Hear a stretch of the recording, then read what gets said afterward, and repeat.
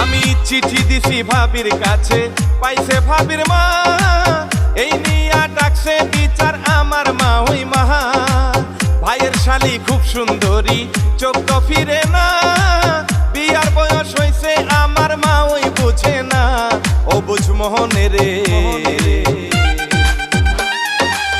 মন শুধু বিয়ান বিয়ান করে, ও বুঝ মোহন মোহন রে, মন শুধু বিয়ান বিয়ান করে।